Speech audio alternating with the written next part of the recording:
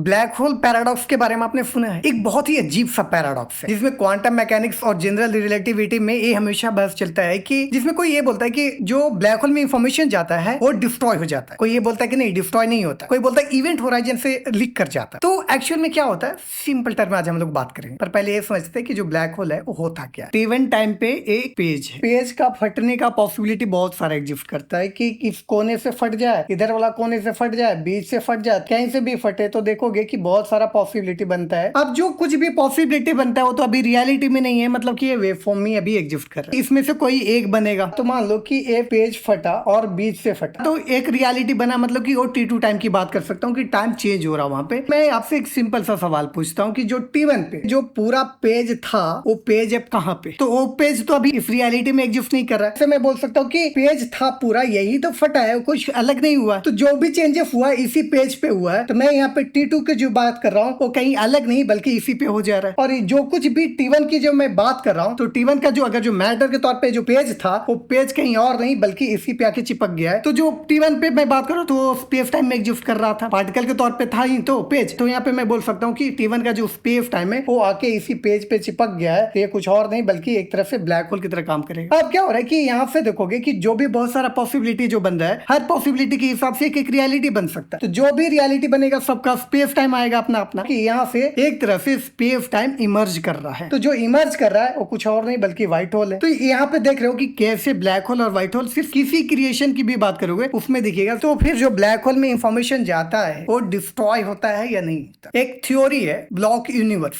कोई भी चीज जो एग्जिस्ट करता है उसका प्रेजेंट, पास्ट और फ्यूचर तीनों एक साथ एग्जिस्ट करता है। मैं तो ये तो बोल सकता हूँ कि पार्टिकल के तौर पे एग्जिस्ट करेगा, मतलब स्पेस टाइम में एग्जिस्ट करेगा, फ्यूचर के साथ भी वही सेम होगा। तो यहाँ पे मैं देख रहा हूँ कि जो मैं ब्लैक होल में T1 का जो पेज पूरा था वो अगर जो चला जा रहा तो वहां ब्लैक होल में स्पेस टाइम भी एग्जिस्ट करना चाहिए। क्यों? क्योंकि वो तो पार्टिकल के तौर पे रहेगा, ब्लॉक जो यूनिवर्स है उसके हिसाब से फ्यूचर का भी वही हो जाएगा। बट जैसे हम लोग ये ब्लैक होल की बात कर रहे हैं तो क्या उसमें वो कोई पार्टिकल के तौर पे एग्जिस्ट कर रहा है? तो नहीं एग्जिस्ट कर रहा। तो यहाँ पे मैं ये बोल सकता हूँ कि ब्लैक होल में कोई स्पेस टाइम एग्जिस्ट नहीं करता, कोई पार्टिकल एग्जिस्ट नहीं करता। तो अब जैसे कोई पार्टिकल वहां पे एग्जिस्ट नहीं करता तो फिर इंफॉर्मेशन किसका डिस्ट्रॉय करने की बात कर रहे हैं? पेज और जो उसका जो पार्टिकल है और पेज का इंफॉर्मेशन है क्या उससे अलग है? अब जो फटने का देख पा रहे हैं तो यहाँ पे पॉसिबिलिटी बन रहा था ना T1 पे, तो जो पॉसिबिलिटी है वो भी इंफॉर्मेशन में तो ले पा रहा था। तो जैसे पॉसिबिलिटी बना एक रियलिटी बना तो क्या हो रहा है कि जो भी इंफॉर्मेशन था वेव फॉर्म में वहां पे था उसका एक रिफ्लेक्शन के तौर पे हमें मिल गया कि हाँ ये रियलिटी में एग्जिस्ट कर रहा है। जो भी इंफॉर्मेशन है वो हमेशा वेव फॉर्म में ही हो जा रहा है। पास्ट की बात करोगे तो रियलिटी में एग्जिस्ट नहीं कर रहा, तो भी वेव फॉर्म में एग्जिस्ट कर रहा है। जो प्रेजेंट की भाई बात करो वो भी वहीं पे कर रहा है, वेव फॉर्म में एग्जिस्ट कर रहा है। अब ये कहाँ पे एग्जिस्ट करता है? जो क्वांटम फील्ड है उसमें एग्जिस्ट करता है।